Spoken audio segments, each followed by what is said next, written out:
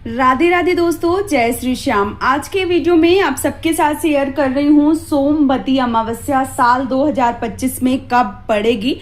इसके साथ ही साथ कितनी सोमवती अमावस्या जो है वो पड़ने वाली हैं, सोमवती अमावस्या का इतना ज्यादा महत्व तो क्यों है, और इसके साथ ही साथ इस साल यानी साल 2026 में हमें सोमवती अमावस्या उठाना चाहिए, व्रत धारण करना चाहिए या नहीं करना चाहिए। बहुत सारी जानकारी इस वीडियो में आप सबको मिलने वाली है। तो चलिए वीडियो को शुरू कर लेते हैं और जान लेते हैं साल 2026 में सोमवती अमावस्या के बारे में सभी महत्वपूर्ण जानकारियां। नए साल 2026 की पहली अमावस्या माघ मास में पड़ चुकी है और इस साल कुल 13 अमावस्या तिथि पड़ने वाली हैं।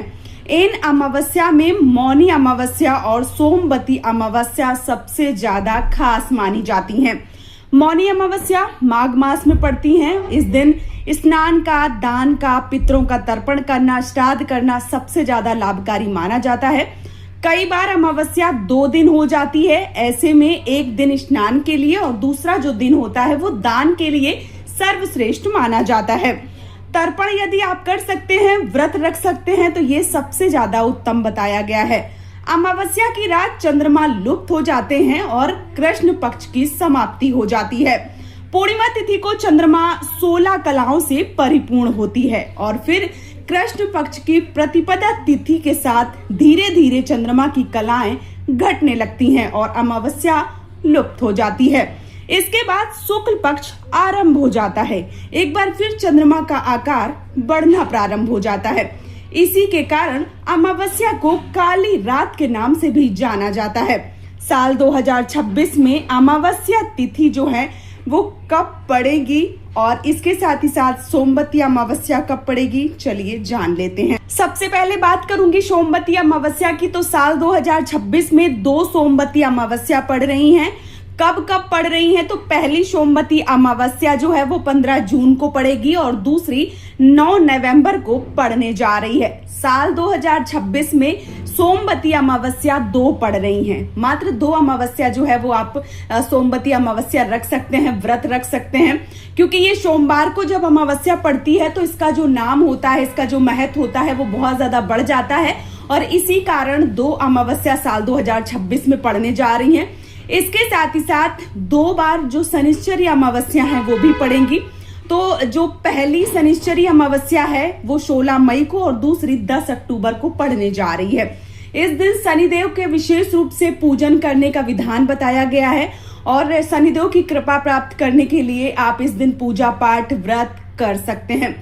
यदि आपकी कुंडली में किसी भी प्रकार का दोष है तो आप इस दिन पूजा पाठ जो है वो जरूर करें। अमावस्या तिथि पर पितरों का तर्पण करना विशेष रूप से महत्व रखता है, तो इस दिन आप अपने पितरों का तर्पण कर सकते हैं, दान पुण्य कर सकते हैं अपने सामर्थ्य के अनुसार। अब बात करूंगी कि जो सोमवती अमावस्या है वो साल 2026 में आप व्रत रख सकते हैं या नहीं रख सकते हैं। तो साल 2026 में यदि आप पहली बार सोमवती अमावस्या का व्रत रखना चाहते हैं, नए तरीके से उठाना चाहते हैं तो आप उठा सकते हैं, कोई दिक्कत नहीं है। क्योंकि जब खरमास, मलमास, अधिक मास या पुरुषोत्तम मास लगता है तब हम इन व्रतों को नहीं उठा सकते हैं।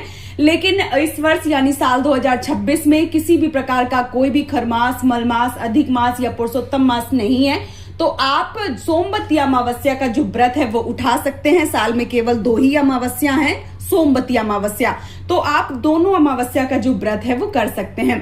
माना जाता है कि सोमवती अमावस्या विशेष महत्व रखती है और यदि सोमवती अमावस्या के दिन जैसे तर्पण करना, पवित्र नदियों में स्नान करना, इसके साथ ही साथ भगवान भोलेनाथ के साथ माता पार्वती का पूजन करना विवाहित महिलाओं के लिए सर्वश्रेष्ठ बताया गया है।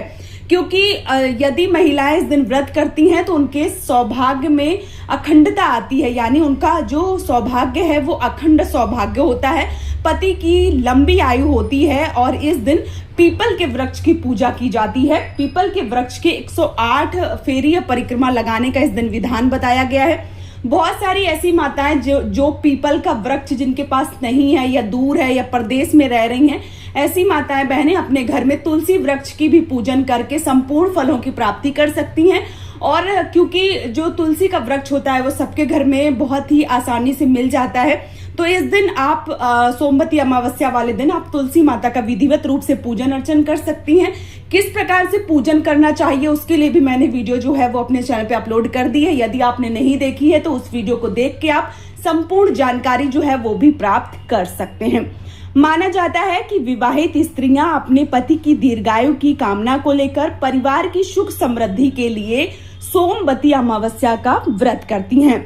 इस दिन पितरों का श्राद्ध, तर्पण और पिंडदान करने से पूर्वजों को शांति मिलती है और जो पितृ दोष है वो दूर हो जाता है। इसके साथ ही साथ गंगा, यमुना या अन्य पवित्र नदियों में स्नान करने से जो गोदान के समान पुण्य फल है उसकी प्राप्ति होती है। जैसे आपने गौ माता का दान किया हो उतना ज्यादा पुण्य फल जो है वो आपको मिल जाता है। इसके साथ ही साथ महाभारत में भीष्म पितामह ने युधिष्ठिर को इस दिन के विशेष महत्व के बारे में बताया था। पौराणिक महत्व जो है वो ये बताता है और पीपल के वृक्ष में भगवान श्री हरि विष्णु का वास माना जाता है। महिलाएं 108 बार जब फेरा लगाती हैं, परिक्रमा लगाती हैं, धागा लपेटती हैं तो दरिद्रता का नाश होता है। इसलिए इस दिन पीपल के वृक्ष की पूजन करना सबसे ज्यादा महत्वपूर्ण बताया गया है। इस दिन अन्न का दान, वस्त्र का दान, गौ का दान और जो स्वर्ण का दान है वो किया जाता है। लेकिन अगर आप अन्न का दान, वस्त्र का दान और गौ का दान करते हैं तो स्वर्ण के दान के बराबर माना जाता है।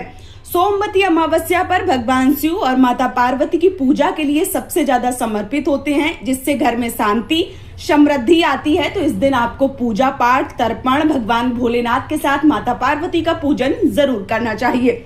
यदि आपके मन में बहुत ज्यादा संशय है और आपको ये नहीं समझ में आ रहा है कि पूजन हमें किस प्रकार से करना चाहिए तो चलिए मैं वो भी बता देती हूँ। इस दिन आपको विधिवत रूप से व्रत करना है, सुबह स्नान करना है किसी पवित्र नदी में जाकर, और यदि ऐसा करना संभव नहीं है तो आप घर के जल में ही गंगा जल मिलाकर स्नान कर सकते हैं। और इसके बाद अपने जो व्रत रखा है यानी जो सोमवती अमावस्या का व्रत रखा है उसका संकल्प आपको जरूर लेना चाहिए। और इस दिन आपको बिना कुछ खाए पिए पीपल के वृक्ष का पूजन करना चाहिए और पीपल के वृक्ष की 108 बार परिक्रमा लगाना चाहिए। यदि आप 108 परिक्रमा नहीं लगा पा रहे हैं तो आप उससे आधा यानी 54, और यदि 54 भी नहीं लगा पा रहे हैं तो जितना आपके सामर्थ्य के अनुसार है 5, 7, 11, 21 उतनी परिक्रमा लगाकर आप जो सोमवती अमावस्या का पूर्ण फल है वो प्राप्त कर सकती हैं। ऐसा माना जाता है कथाओं के अनुसार जो सोना नाम की धोबिन थी उसने ये व्रत किया था और उसका जो सुहाग है वो अखंड हुआ था। इसके साथ ही साथ उसने एक जो पुत्री थी उसको भी सुहाग जो है वो अखंडता का वरदान दिया था। तब से इस व्रत को करने की परंपरा चली आ रही है। इस व्रत में सोना धोबिन जो पीपल के वृक्ष है उसमें बनाई जाती है, विधिवत रूप से उनका पूजन अर्चन किया जाता है। क्योंकि ये व्रत जो है वो सौभाग्य के लिए होता है, अपने सुहाग के लिए होता है, तो इसमें बहुत सारे नियम होते हैं। आपको उन संपूर्ण नियमों को करना चाहिए और विधिवत रूप से पूजन अर्चन जरूर करना चाहिए। अगर आपको किसी सोमवती अमावस्या के बारे में कोई और जानकारी चाहिए तो आप हमें नीचे कमेंट में लिख सकते हैं। और वैसे मैंने बहुत सारे वीडियो सोमवती अमावस्या के अपने चैनल पे डाल रखते हैं, डिटेल में जानकारी प्राप्त करने के लिए आप वो वीडियो देख सकते हैं। वैसे समय आने पे मैं संपूर्ण वीडियो जो है वो आप सबके साथ एक बार फिर से शेयर करूंगी। यदि आपको वीडियो पसंद आ रहा है, यदि आप फेसबुक में देख रहे हैं तो हमारे चैनल को फॉलो कर लीजिए, हमारे पेज को फॉलो कर लीजिए, और यदि आप यूट्यूब पे देख रहे हैं तो आप सब्सक्राइब करके हमारा मनोबल बढ़ा सकते हैं। आज का ये वीडियो मैं यहीं पे समाप्त करूंगी। बहुत जल्दी मिलूंगी एक और नए वीडियो के साथ में। तब तक के लिए जय श्री श्याम दोस्तों, राधे राधे।